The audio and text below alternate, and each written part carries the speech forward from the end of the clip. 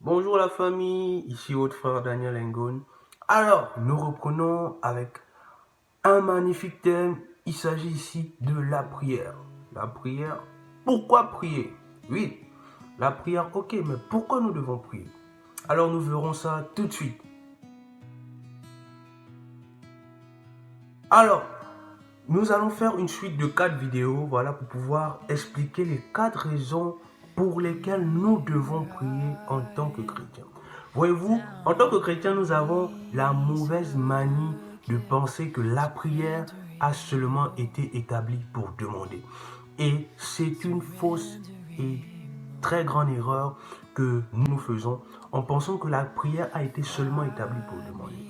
Alors ici, nous allons voir la première raison pour laquelle nous devons prier. Et la première raison pour laquelle nous devons prier est parce que nous devons être transformés. Nous devons être transformés par la prière, oui. Ça doit être la première raison pour laquelle nous devons prier. Parce que voyez-vous, si vous demandez quelque chose à Dieu sans être transformé de caractère, sans avoir transformé votre personnalité, au risque de vous perdre, Dieu ne vous l'accordera pas. Beaucoup de chrétiens pensent que la première option de la prière est de demander à Dieu. Oui, la Bible nous demande par plusieurs versets, demandez, on vous donnera, vous ne recevez pas parce que vous ne demandez pas. Beaucoup de versets nous montrent que parce que nous ne demandons pas, nous ne recevons pas. Oui, c'est vrai. Si nous demandons à Dieu un caractère non transformé, au risque et de peur de nous perdre, Dieu ne va pas nous l'accorder. Dieu veut nous transformer.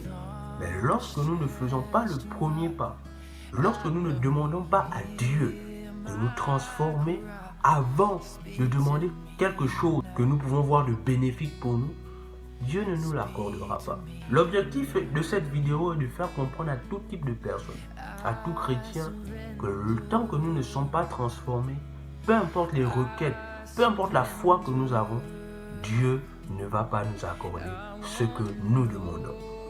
Et c'est effectif, Dieu ne va pas nous l'accorder.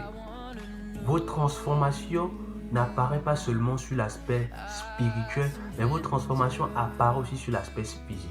Voyez-vous, lorsque Dieu, la Bible dit que la nature ne vous enseigne-t-elle pas? Les choses naturelles sont liées avec les choses spirituelles. Si Dieu a la capacité de vous transformer dans le spirituel, c'est que cela va refléter automatiquement dans votre vie naturelle. Le changement de comportement va se faire voir. L'orgueil va être percé. Le changement de pensée, les pensées que nous avons avant vont disparaître parce que Dieu est en train de refléter le spirituel sur le physique. Alors, allons-y dans 2 Corinthiens 3, verset 18. La Bible déclare, nous tous, le visage découvert, contemplant comme dans un miroir la gloire du Seigneur, nous sommes transformés en la même image, de gloire en gloire, comme par le Seigneur. Nous sommes transformés en la même image, de gloire en gloire. Donc, voici la première raison pour laquelle, en tant que chrétiens, nous devons prier. Nous devons prier, premièrement, pour être transformés, pour que Dieu transforme nos pensées, pour que Dieu transforme notre façon d'être, pour que Dieu transforme notre personnalité, pour que Dieu transforme même notre vie de prière. Alors, que Dieu vous bénisse.